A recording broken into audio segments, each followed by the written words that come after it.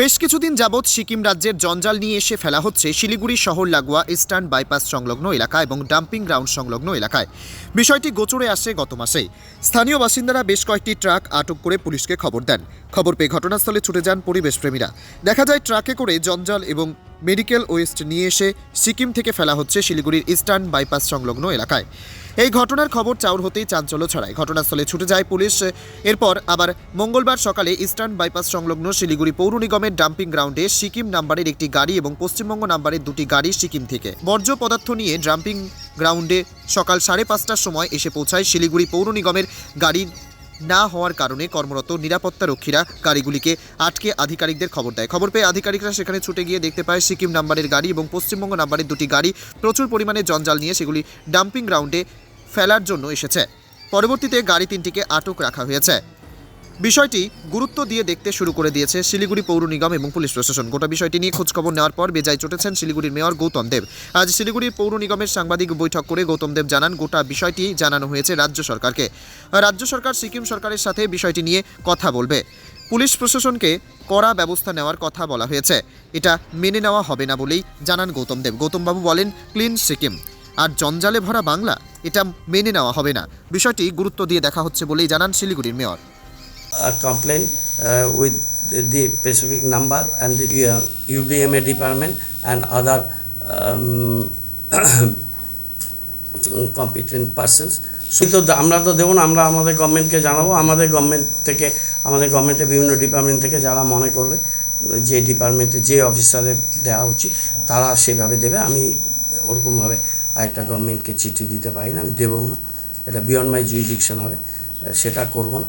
কিন্তু গাড়িগুলোকে আটকেছি, মামলা করেছি এবং গাড়িগুলোকে এগেনস্টে আমাদের দেশের আইনে ব্যবস্থা হবে। কিন্তু এইভাবে রাতের অন্ধকারে আমরা তীব্র ভাষায় এটাকে কন্ডেম করছি। একটা প্রতিবেশী ছোট্ট রাজ্য, আমরা সিকিমকে ভালোবাসি, আমাদের হৃদয়ে আছে, কিন্তু তারা যে ধরনের আচরণ ইদানিংকালে করছে যেটা ভেরি আনবিকামিং।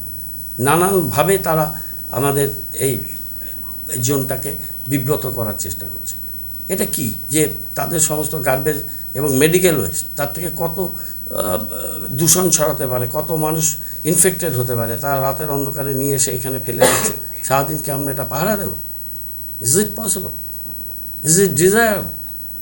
তারা এই জিনিসগুলো করছে সিকিম। এটা এর আগে অতীতে তো আমরা এই ধরনের আচরণ দেখিনি, বর্তমানে দেখছি। আমরা তীব্র নিন্দা করি এবং আমি স্টেট গভর্নমেন্টে জানাবো, আমি হায়েস্ট লেভেলে জানাবো, মাননীয় মুখ্যমন্ত্রীকেও জানাবো, UDMAকেও জানাবো, সবাইকে জানাবো এবং গভর্নমেন্ট লেভেল থেকে ওদের সাথে কন্ট্যাক্ট করা হবে।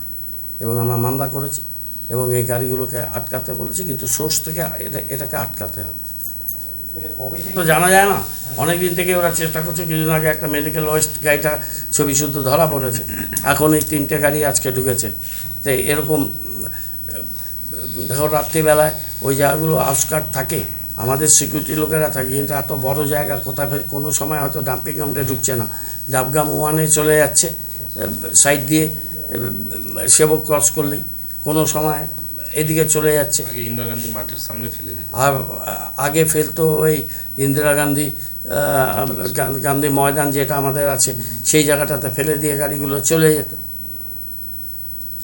তিস্তার মধ্যেও কিছু ফেলে দিচ্ছে কিনা, এটা তো একটা ভয়ঙ্কর কাণ্ড। ওদের তো সলিড ওয়েস্ট ম্যানেজমেন্ট, ওদের গভর্নমেন্ট অফ ইন্ডিয়া থেকে কথা বলুক, ওদের একটা রাজ্য আছে, ওদের ফান্ডিং আছে, ওরা সলিড ওয়েস্ট ম্যানেজমেন্ট করুক। তা না করে এইভাবে কেউ করে নাকি? এতদিনের একটা রাজ্য আমাদের পশ্চিমবঙ্গের করিডোর দিয়ে ওরা তো ওদের সমস্ত কিছু হয়। আমরা অনেকগুলো ব্যাপারে আমাদের রাজ্য সরকার একটা লিবারেল অ্যাটিটিউড নেয়, যেহেতু ছোট্ট প্রতিবেশী রাজ্য 75-এ এর মার্জার হয়েছে ইন্ডিয়ার সাথে, আমরা সেগুলো জানি। কিন্তু ওরা যদি এইভাবে আমাদের ডোমেনে এসে এই ধরনের ঘটনাগুলো ঘটে, এটা খুবই আনফর্চুনেট নয়।